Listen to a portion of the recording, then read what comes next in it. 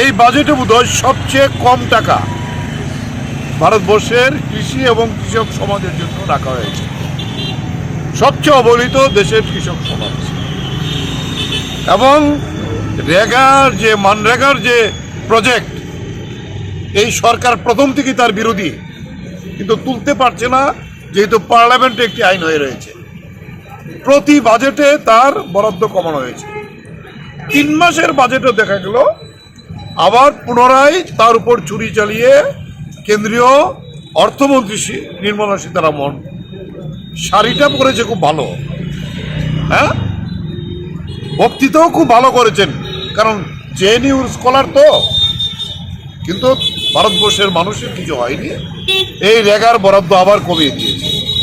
তাই সংযুক্ত কিষাণ মোর্চা এবং আমাদের যে সংগঠনগুলো, কৃষক সংগঠনগুলো, ক্ষেত